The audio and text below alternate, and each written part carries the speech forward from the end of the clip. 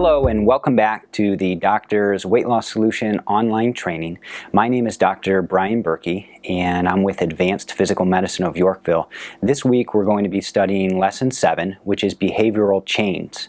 Now in Week 4, or Lesson 4, we studied behavioral formation, and so this is piggybacking Lessons 4, the behavioral formation, and we're going to go in a little bit deeper and talk about the behavioral chains. We're going to be talking about where in the chain is the weakest link, where can we break that weakest link to stop the continual behavior and then eventually the consequence. So throughout this lesson we're going to be identifying how soon in a behavior can we change it so that the outcome is more positive versus negative.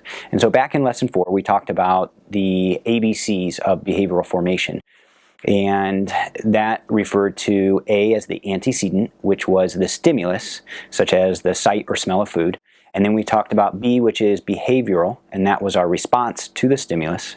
And C was the consequence. And that's the outcome of what our behavior created. So you see the sight or smell of food, and then you react to it with our behavior by eating it. And if you eat too much or eat the wrong thing, the consequence can be weight gain.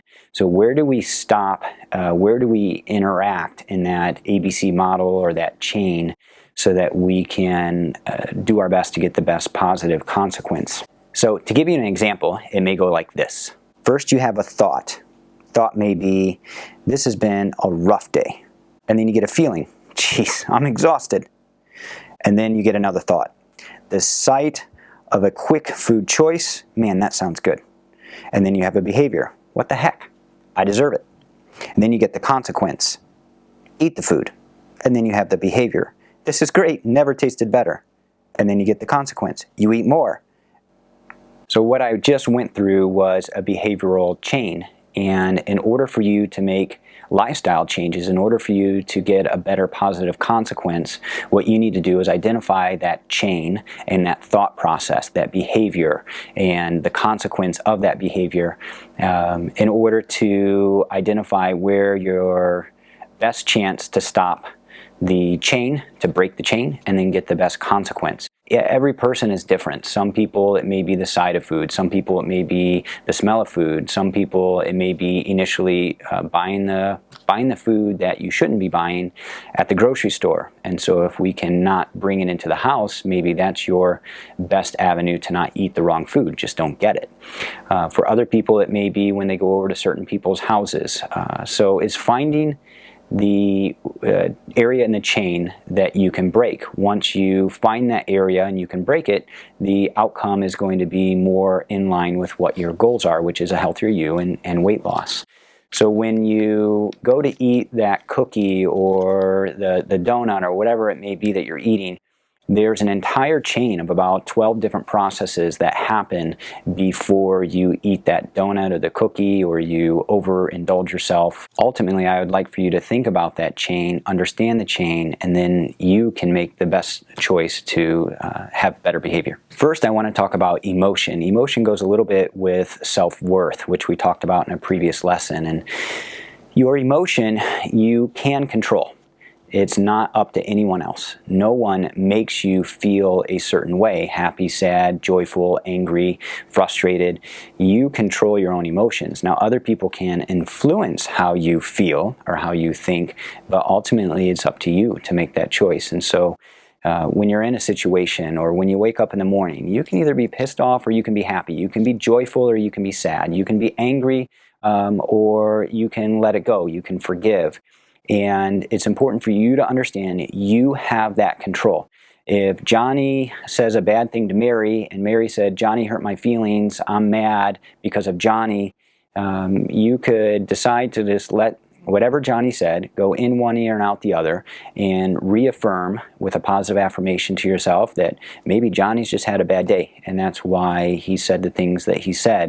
But I am a good person, I do good things. And what Johnny said is not true and it's not an accurate reflection of who I am.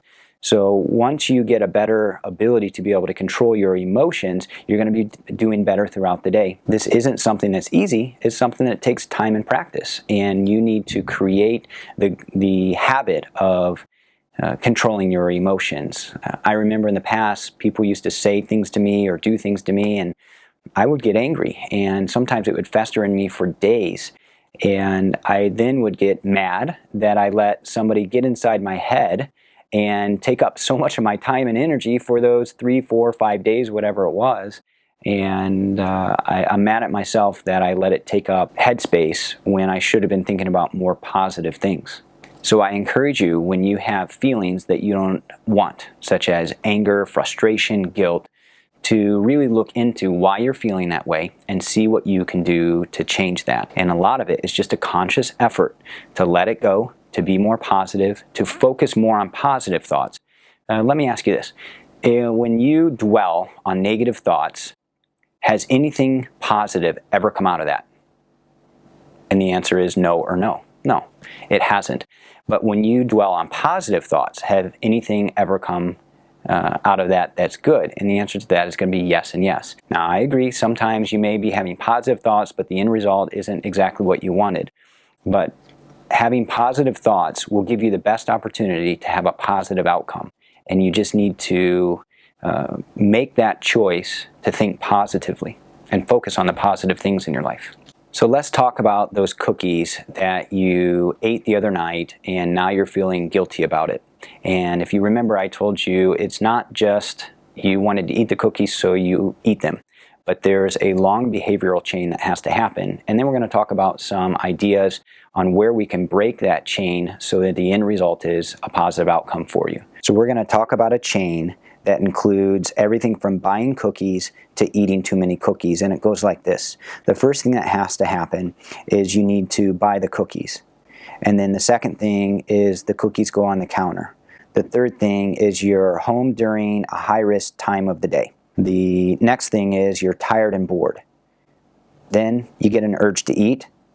So what do? You go to the kitchen, or maybe you eat while you're watching TV, and you eat rapidly until you're full, and then you take the cookies to the den, and then you feel guilt and failure, and then you have more weakness or restraint of your weaknesses, and then you eat more. So let's start with the buying the cookies. Techniques to avoid that would be use a list when you're shopping. The next thing would be shop with a partner that can help you. You could buy the cookies as a mix, which need to be baked, which makes it harder to access them. Next would be shopping on a full stomach, or have a partner do your shopping for you. Or, best thing, just don't buy the cookies. How about the cookies on the counter? You could store them in an opaque container. You could give the cookies away. You could put them in the freezer, or you could just throw them away. Next is home during a high-risk time of the day. You could do a different activity like shopping for clothes. You could call a friend. Schedule a programmed activity so that you're not in the kitchen. Or plan some type of an enjoyable activity that will give you satisfaction. How about when you're tired or bored? You could exercise. Do an enjoyable activity. Get more sleep. Or create a want-to-do list so when you're in that time of being tired and bored, you can go to the list and have an idea of what to do. What if you get the urge to eat? You can list alternatives to eating. Confront the urge. Wait 5 minutes. Maybe the urge will pass. Figure out how you can separate your hunger urges from your cravings. Or even put a piece of gum in your mouth, try some mouthwash, or brush your teeth. What about it's the fact that when you go into the kitchen, you have your weaknesses? You could use an alternative activity again. You could leave the house and go on a walk. You could get some exercise, or have some lower calorie foods available that you enjoy eating. What if it's you eat while you watch TV? Then you need to do an alternative activity like only eat when you do nothing else and eat in the kitchen, or only eat when you're eating with others. What about if you eat rapidly until full? You can put down your utensil in between bites. Serve only one cookie at a time. You can take a longer pause during eating, or just stop the automatic eating. Another option is take one cookie out and then put the rest back in their container and put it away. What if you take the cookies to the den, which causes you to overeat? Well, just eat the cookies in one place, or again, take one cookie out and then put the rest away. How about you feel guilt and failure after eating the cookies? Replace those with positive thoughts. By this time, hopefully you've lost weight, so maybe you focus on the weight that you have lost, or you focus on your family and the positive thoughts you have about your family, or you can identify and then counteract those negative self-talks. What if you have more weaknesses once you start eating the cookies? You can change your environment, you can think positive thoughts, or call that support person you rely upon when you're feeling at your weakest moments. And then what if you eat and then continue to eat more? You can remind yourself that one slip up doesn't indicate failure. You need to examine your behavioral chain, evaluate it, and determine how to do better next time. Next, I want you to work on challenging your thought process. An example would be 1 week you lose a half pound, but your goal was to lose between 2 to 4 pounds, and over the past several weeks you've lost maybe 10 pounds to 20 pounds. So some of you may be thinking, gosh, I failed last week. I did awful. I only lost a half pound, and I did everything else right, but I still failed because I only lost a half pound. So let's break that down and check to see whether that's a rational thought or an irrational thought. Here's the reality. You're doing great. You lost a half pound. What's the good out of that? Well, you didn't gain any weight, so that's one positive. What's the other positive? Well, over the last several weeks, you've lost a significant amount of weight, or maybe you've lost 5 pounds or 10 pounds, but we're still headed towards our goal, and so that's a positive thought as well. An irrational thought would be, I only lost a half pound, I'm a complete failure, I might as well engorge myself because I'm just never going to reach my goal. Some of you may be having those irrational thoughts, and if you're able to identify those thoughts and start thinking more rationally, you'll be able to achieve your goal long term. So a better thought process would be, man, I only lost a half pound this last week. I'm disappointed in myself. I wanted to lose more, but I'm still heading towards my long-term goal of losing X number of pounds, 30 pounds, and over the last several weeks I've lost 15 pounds, and so I'm doing a great job. I need to stick with it. I made all my exercises last week, but for whatever reason my body just didn't lose as much weight as I wanted. I'm going to stick with it, and we're going to reach the goal. So next I'm going to give you some suggestions for counteracting your irrational thoughts that some of you may be having. One thought may be, you must be loved and seek approval from everyone. The solution to that is stop confusing being loved with your self-worth. A thought may be, you should always be competent and achieving in all possible respects. The solution would be accept yourself. Remove fear of failure. You're going to have wins and you're going to have losses. How about the thought, certain people are bad, wicked, and they should be severely blamed and punished for their sins. Solution, stop blaming others. Take responsibility for your own actions. A thought process of, it is terrible, horrible, and catastrophic when things are not going the way you would like them to go. Solution, be happy, though frustrated. Next thought, your unhappiness is externally caused, and you have no ability to control your destiny or rid yourself of your negative thoughts.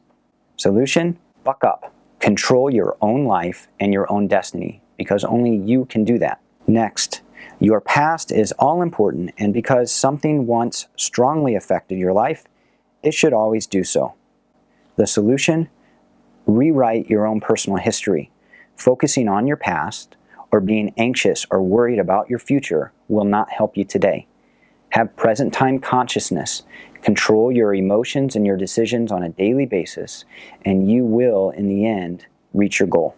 Some of you may find that by this time you're not losing weight as rapidly as you did in the beginning, and that's okay. You're not a failure. It happens. Even at this point, sometimes patients will gain a pound or two even though they're working just as hard as they did in the beginning. That's normal. Your body is going through a change and it's trying to figure everything out. I strongly encourage you to focus on the positive things that are going on right now for you, and you will do great. I know you will. We believe in you, and I know you will succeed. God bless.